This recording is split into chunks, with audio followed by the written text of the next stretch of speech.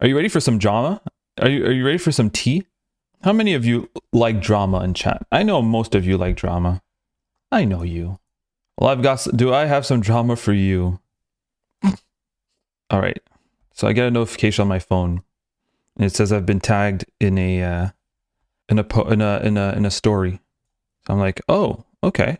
What kind of story have I been tagged in? And then it's the big ship underscore, which sounded kind of cool. So they're some kind of like magazine or something. Well, I think they're some kind of cultural magazine or whatever. And then they post this: representation becomes reflection. Reflections become windows, and windows become paintings. If we define objects by their purpose, what do we see when we look in the mirror? Brian Edward Howe on René Magritte. And Bryson Edward Howe, sorry, it's very pixelated, added this, well, quoted themselves for the quote, for the article. And then they write, my response, an absolute dog shit take on Magritte by the Canvas YouTube, which I've linked below. Not starting any internet beef, just wondering, is criticism doomed to always be reductive? Really? So I was like, what was so bad about my Magritte video? In my Magritte video, I say, all right, there's like a trauma that Magritte painted, which was his the death of his mother, and he painted it in some of his paintings, but he was against it. And at the end of the video, I literally say, you can take it or leave it, the fact that Magritte's mother died, and just look at these paintings from your own perspective, right? See what you can get from it. That's what Magritte wanted. He didn't like when we psychoanalyze or try to give meaning too much to his paintings. That's what I say. I don't think there was anything that was controversial about that. But this man, well, he wasn't trying to make any internet beef. But he said that my take was absolute dog shit. And then the link is to the YouTube. So I try to find the article, okay? The tea doesn't stop there. It's just an opinion, right? It's fine to have an opinion. You can say that my takes are dog shit. It's fine. That's not a problem. So I look for the article, for this said article. So I try to find the article. I have a bit of a hard time finding the article. Like, you know, it's a small little magazine, I guess. It ain't gonna be easy to track it down. I found their website, and then there's here, little prayers. It's Magritte, September 13th. So it has to be that. There it is. So I find this, René Magritte, the canvas. Okay, let's read it together. Why don't we? And I just get this. So I'm like, oh, is this like an introduction or like a little glimpse, a little sneak peek? So I was trying to find the article. So I just read this for now. So I made a video about this painting. So I thought maybe it could be like a criticism of this video about this painting. But on the story, it was a link to my latest video. So he writes, can art withstand the laws of life if it is built on abstraction, on mirage and fiction? Magritte's untinted materialism grins at a monkish delirium of antinomian, law-breaking, pictoric sermons where the only things there are words for are already being said. Words that dissect and break apart the thisness of the present, holding a magnifying glass to limb strokes that are delicately both descriptive and decorative. Representation becomes reflection, reflections become windows, and windows become paintings. If we define objects by their purpose, what do we see? What do we see when we look in the mirror? Explanation crumbles away like a plum in your mouth. A mirror has no depth, it is only light on the surface. The realization of our perceptions of the world in the forms of space and time is the principal aim of pictorial and plastic art. In creation, removing the labels and leaving only the reality of the constant rhythm of the forces in them constructs a universe all of its own. Everything has its own essential image. A chair, table, lamp, telephone, book, house, man are all entire worlds with their own rhythms, their own orbits. Even if he should have begun to hold his own vortex against us, fighting the subconscious, I don't want to be sent back to the study of complexes minimizing huge ideas into the renovated daydreams of wannabe romantics. Was it through great trauma that he became the Magritte who was subject to the same banal reality as us, but rather than dreading it, he was intoxicated by it? Or is it just a justification, just a consolation for the lazy and the uninspired? In his own words, I want to create a mystery, not to solve it. Art evokes a mystery without which the world would not exist. Yeah, it crumbles away like a plum in your mouth. I wasn't too sure about that. Did you guys like it? Have they really demonstrated how my take was dog shit? Plums crumbling. So I read this and I'm like, what the fuck is this? The fuck is that? So I text them. I say, yeah, I'm leaking DMs. I write, haha, because I think it's kind of funny dog shit take. I was like, oh, let's see it. Can't wait to see it. Thanks for engaging with the video. And then I see the article and I'm like, hey, I was looking for the article, but could only find this. Do you have a link or something? And here's the response. At 5:34 p.m. That is the article. They are just bite-sized bits of writing we do fortnightly. Big fan of your channel. I'm happy to engage in a discussion open to the line of criticism up. I ignore. I'm like, what a waste of time. An hour 30 later. Would be interested to hear your take.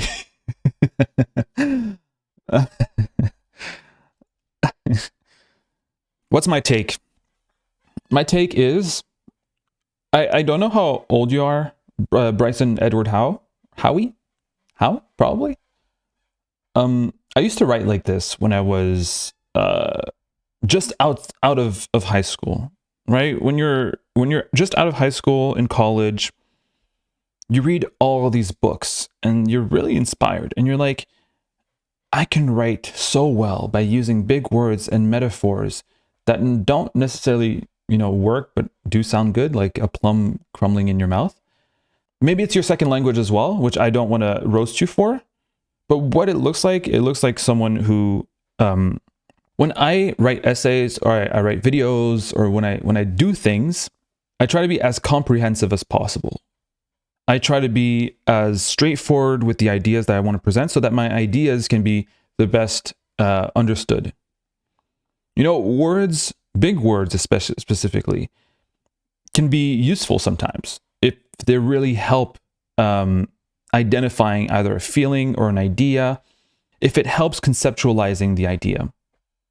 But big words as flourishes, big words as a mere tool for, to impress other people, it's not impressive. It's not beautiful either. I don't know what the fuck you're trying to say, and I'll try to go into like the content that you made instead of in the way you did it.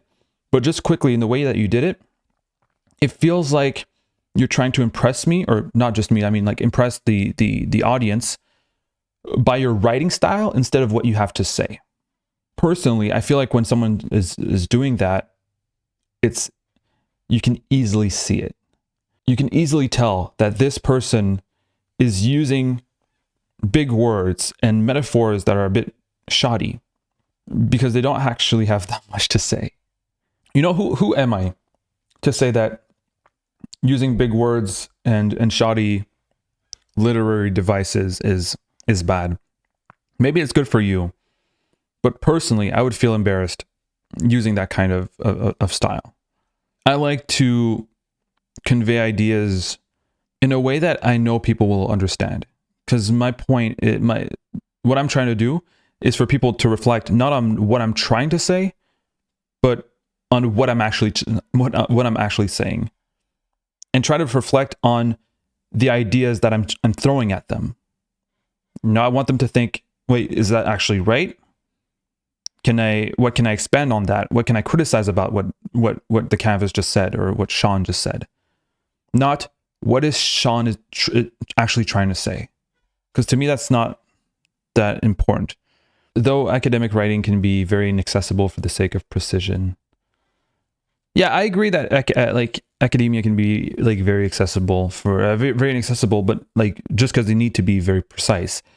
But here, especially this first paragraph, are these big words Magritte's untinted materialism grins at a monkish delirium of antinomian law-breaking, pictoric sermons where the only things there are words for are already being said.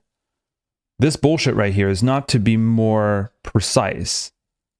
Someone jerking themselves over how many big words they can put next to each other and thinking that it impresses people. Now, for the content, it's the same problem that so many fucking people do, so many idiots do. Is that, all right, I say, and in the video I'm like, all right, some paintings may have been inspired by Magritte's mother who died, and then at the end of the video I'm like, but you may not have to take that into consideration. Magritte didn't want you to, so you don't have to, but you can as well. It's up to you. So first, watch the fucking video till the end. Second, watch the video more than once if you're going to comment on it and criticize it. And third, once someone gives an opinion about Magritte or about some Magritte paintings, or, you know, decides to take a look at a painting or at an artist's work from a very specific perspective, it does not mean that it invalidates other perspectives. So many people make that mistake. All right, well, you looked at the creation of Adam by Michelangelo through an atheistic perspective.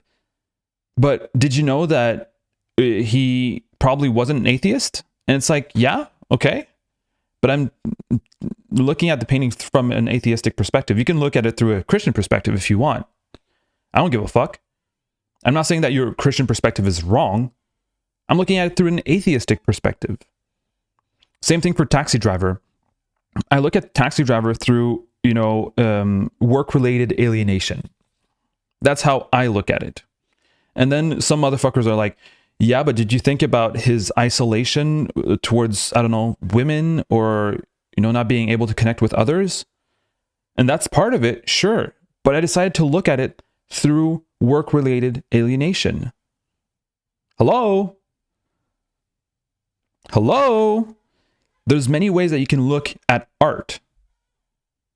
And some people get really hurt when I give a perspective that's either very niche. Like, for example, American Gothic. I look at it through the theme of nationalism. If you want to look at American Gothic through the theme of, I don't fucking know, Iowan farmers, fucking do it. I'm not going to stop you. But if you don't agree with basically what I'm trying to say, if you disagree with a perspective that I put, don't just say, I have another perspective. Actually attack me on the perspective that I'm giving. Yeah, or you can look at American Gothic through the theme of religion, for example. Go ahead. I'm sure it will be very, very interesting. I would love to read or watch your video on American Gothic through the perspective of religion. It'll make an amazing video, I'm sure. But it doesn't mean that the nationalistic perspective of American Gothic is necessarily wrong.